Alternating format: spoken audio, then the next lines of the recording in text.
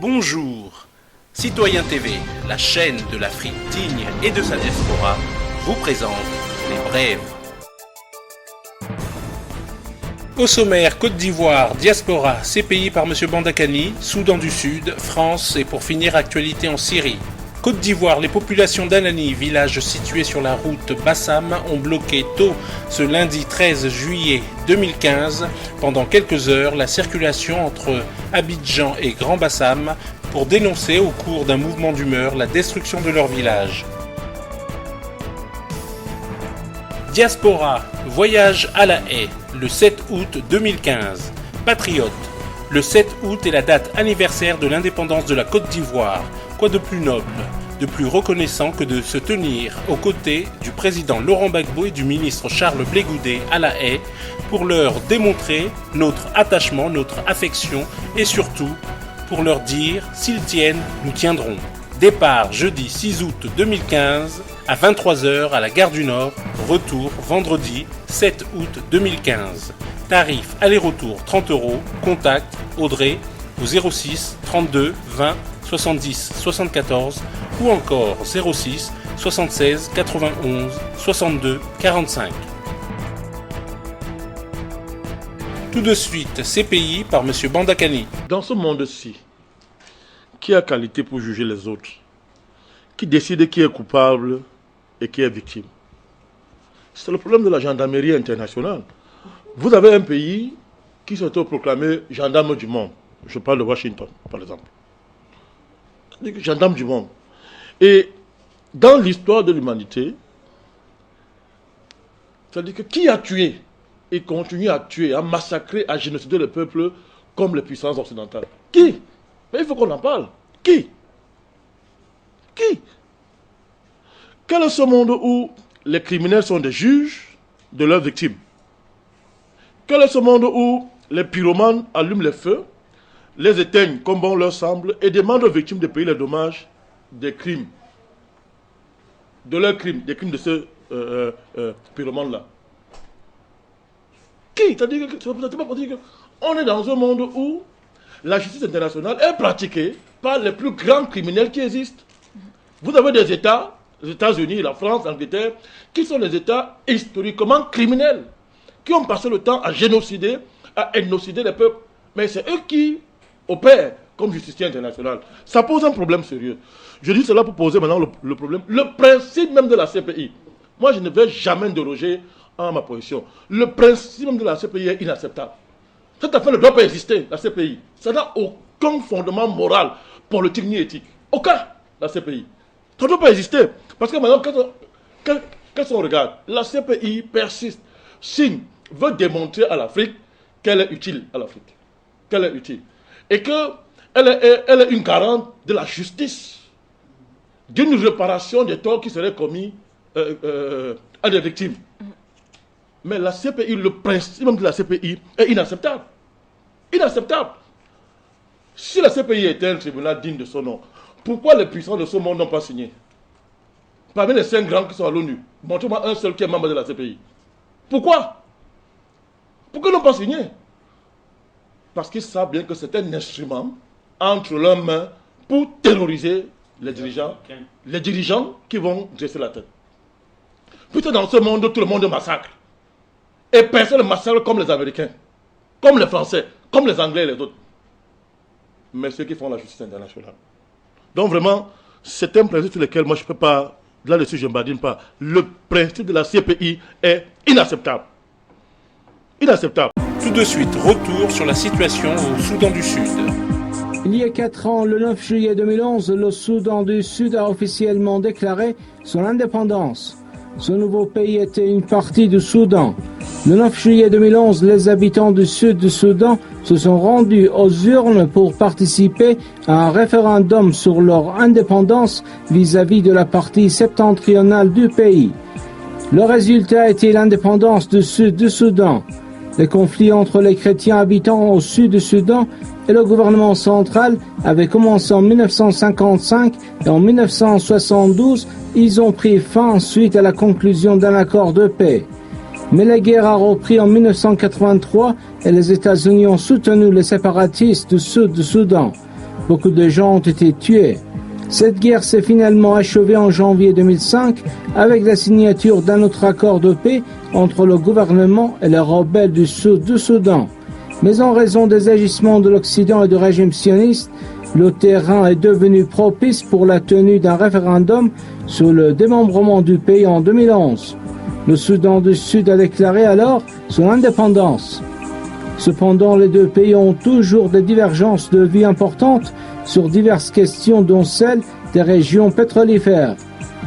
Ce qui est pire, c'est que ce nouveau pays est régulièrement le théâtre des affrontements sanglants. Le président sud-soudanais Salva Kiir et l'ancien vice-président Riek Machar ont des différends considérables, ce qui se trouve à l'origine d'une vraie guerre, laissant déjà tant de morts et de déplacés.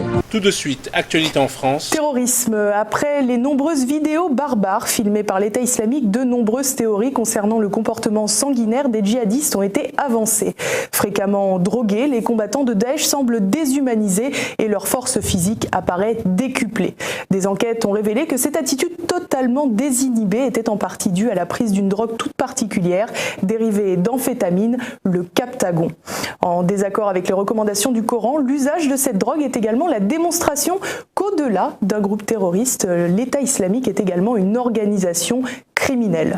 Pour en savoir plus sur ces nouveaux hybrides, mi-terroristes, mi-trafiquants, nous avons interrogé Pierre-Alexandre Bouclet, journaliste à Valeurs Actuelles et spécialiste de la criminalité. Alors Pierre-Alexandre Bouclet, bonjour. On sait depuis pas mal de temps désormais que les djihadistes de l'État islamique consomment des produits stupéfiants, notamment un dérivé d'amphétamine qui s'appelle le Captagon. Outre le pouvoir désinhibant de ce produit, est-ce qu'ils en tirent un autre intérêt ? Oui, en fait, on pourrait dire que Daesh est devenu un État dealer, puisque, en fait, outre la consommation, qui donc les stimule et les immunise un peu contre la douleur, ils le vendent et c'est devenu donc une drogue comme une autre. Et on sait par exemple qu'on vend le paquet de Captagon autour de 5 à 10 euros. Et 200 000 pilules de Captagon produites par l'État islamique dans leur laboratoire sont revendues autour de 500 000 $. Donc c'est une vraie manne financière qui permet de financer les achats d'armes ou les opérations de djihadistes. Alors évidemment, ce trafic lucratif ne concerne pas uniquement les stupéfiants. Non, parce que comme toutes les sociétés criminelles, Daesh en fait multiplie les opportunités et dès qu'ils peuvent faire de l'argent, ils en font. C'est le principe des groupes criminels organisés. Donc on sait qu'ils font du pillage et de la vente d'œuvres d'art, puisqu'ils ont pillé beaucoup de sites archéologiques ou de villes en Irak. Ils le font également en Syrie. Là, on sait que la ville de Palmyre en Syrie a été totalement minée, mais on peut supposer également qu'il va y avoir du pillage et de la vente sur le marché noir d'œuvres d'art ou de patrimoine archéologique. Et à partir des champs de pétrole dont ils ont la maîtrise, on sait également qu'ils vendent le baril à vil prix. On a parlé de 20 euros le baril, ce qui est quand même absolument dérisoire. Et un de leurs clients, c'est notamment les États-Unis. Et là c'est intéressant parce que ça montre aussi que les États-Unis n'ont pas forcément intérêt à voir s'effondrer l'État islamique, puisque paradoxalement ça favorise un peu leur économie. Est-ce que cette pratique est une exception réservée à Daesh ? Non, pas du tout.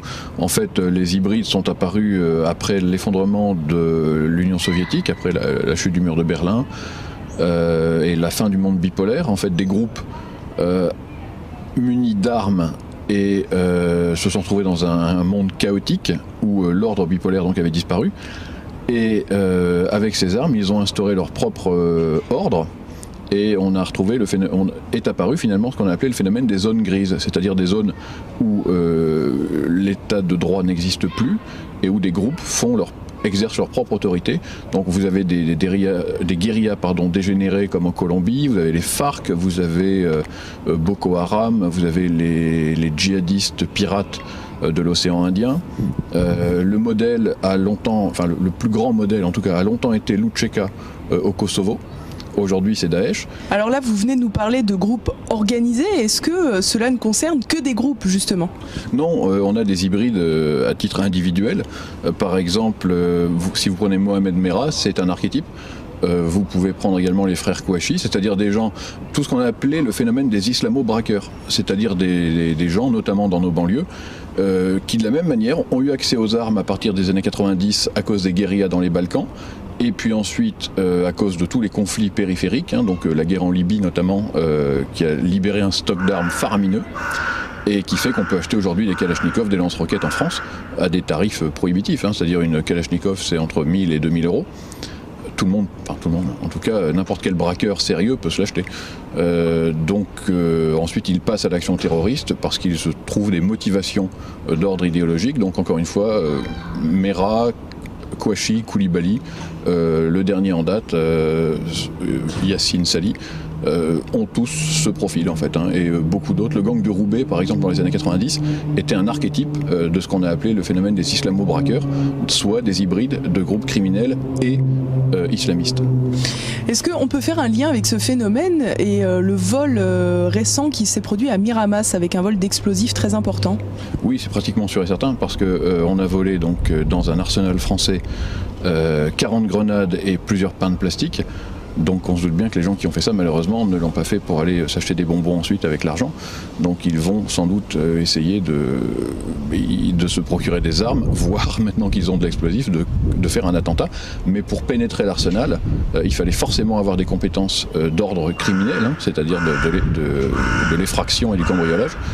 Et donc oui, il est probable, si on les arrête, qu'on trouvera un groupe composé d'hybrides, donc avec des motivations terroristes, mais également avec des compétences de criminels de droit commun. Et pour finir, actualité en Syrie.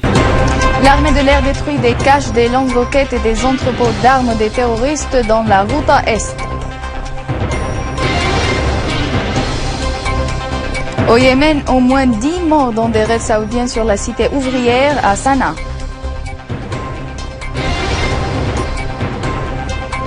Accord nucléaire proche suite à des longues négociations entre l'Iran et les 5+1. Le président Bachar el-Assad a insisté sur l'importance du rôle des politiciens et des parlementaires sages en France et généralement en Europe pour redresser les politiques occidentales envers la Syrie et la région. Recevons Jean-Frédéric Poisson, membre de l'Assemblée nationale française et président du Parti chrétien-démocrate français en France. Le président al-Assad a fait allusion à la guerre menée par le peuple syrien face aux réseaux terroristes soutenus par des pays régionaux et occidentaux. Il a en outre abordé les périls du terrorisme sur la stabilité dans la région et en Europe. Sur directive du président Bachar el-Assad, commandant en chef de l'armée et des forces armées, le général Ali Abdallah Ayoub, chef d'état-major de l'armée et des forces armées, accompagné de nombre d'officiers du commandement général, a mené une visite d'inspection aux unités de l'armée arabe syrienne opérant sur l'axe de Palmyre dans la banlieue est de Homs. Le général Ayoub a écouté des commandants sur le terrain un aperçu exhaustif sur la nature des opérations militaires exécutées par l'armée arabe syrienne contre les réseaux terroristes dans la zone, mettant en exergue leur héroïsme et leur bravoure dans les champs de bataille. En outre, le général Ayoub a visité une base aérienne et écouté une explication détaillée sur la nature des missions exécutées par l'armée de l'air pour soutenir les opérations militaires des formations, des forces terrestres et les viser les rassemblements et les caches des terroristes. Il a affirmé aux soldats que la Syrie se tiendra toujours ferme et que la bataille se poursuivra jusqu'à la liquidation du terrorisme et la stabilisation de la patrie. De leur côté, les soldats ont insisté sur leur détermination à poursuivre l'exécution de leur mission dans la protection et la défense de la patrie.